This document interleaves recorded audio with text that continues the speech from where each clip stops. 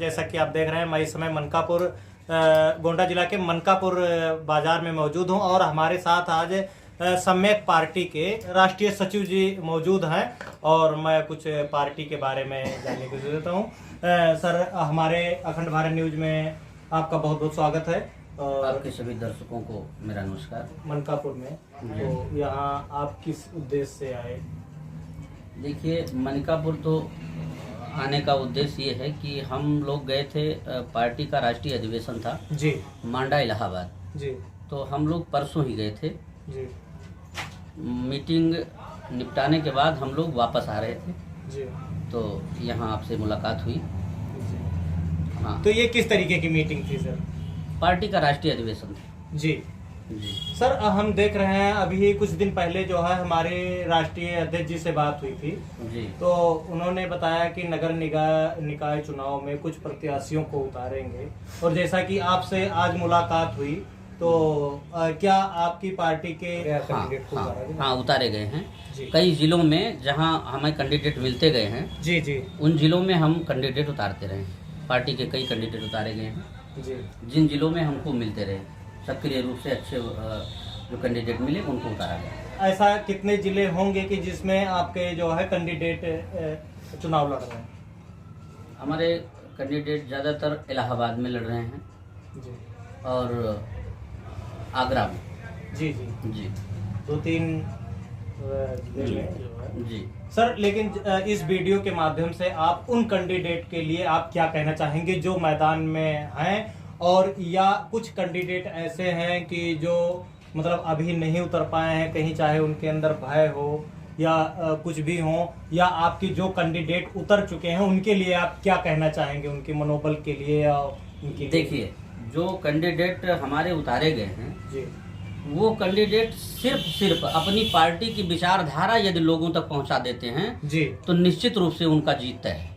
जी, हाँ, क्योंकि पार्टी की विचारधारा, ऐसी विचारधारा आज तक, आज़ादी से आज तक किसी पार्टी में है ही नहीं जी, जो हमारी पार्टी में। क्योंकि देश में सारी पार्टियां जातवाद और परिवारवाद और एक व्यक्ति पे निर्भर हैं, प्राइवेट लिमिटेड कंपनी की तरह। जी, लेकिन सम्यक पार्टी की विचारधारा ये 90%। देखिए, देश में 2 लोकतांत्रिक पार्टियां हैं, जी, एक तो भारतीय जनता पार्टी है और दूसरी सम्यक पार्टी है। लेकिन भारतीय जनता पार्टी 10% उद्योगपतियों के लिए बनाई गई है और सम्यक पार्टी आपकी 90% गरीबों के लिए बनाई गई। इतना फर्क है। तो सम्यक पार्टी की विचारधारा 90% गरीबों तक अगर ये बात पहुंचा ले जाते हैं हमारे कैंडिडेट तो उनका जीतना तय। जी। इस विचारधारा पे अगर वो काम करते हैं तो ये पार्टी आपकी जितने भी कैंडिडेट हैं वो जी जीत सकते हैं। जी। जी। सर, यहाँ आप आए, यहाँ की जो जनता है उनके बारे में आप क्या कहना चाहेंगे, आप क्या संदेश देना चाहेंगे? देखिए, जनता हर एंगल पर मायूस है, जी, चाहे वो सत्ता में बैठी पार्टी से हो, चाहे भूतपूर्व में जो पार्टियां सत्ता में रही उनकी बात को लेकर हो। जी, जनता इतना मायूस है कि सबको बारी बारी से जनता ने केवल बनाने का काम किया, सबको नेता हर समाज को देने का काम किया, लेकिन जनता को कोई रिप्लेसमेंट नहीं मिला, जनता को कोई लाभ नहीं मिला। सभी लोग अपनी अपनी जातियों को, अपने अपने परिवार को, अपने अपने व्यक्ति को बढ़ाने में लग गए, अपने नात रिश्तेदारों को बढ़ाने में लग गए। जनता को किसी ने मुड़कर नहीं देखा। और सारी पार्टियों में यही है जो बना है। उत्तर प्रदेश में लगभग 650 पार्टियां रजिस्टर्ड हैं, 650 पार्टियां। इन हर जात की एक पार्टी है, किसी किसी जात में तो 2-2 पार्टियां जी, और कई पार्टियां तो महापुरुषों के नाम पर केवल चल रही हैं। जी, किसी न किसी महापुरुष के नाम पर जो है चला रहे हैं, लेकिन महापुरुषों का नाम ही नाम है, महापुरुषों की विचारधारा वहाँ कतई नहीं है। जी, महापुरुषों की विचारधारा वहाँ कतई नहीं है।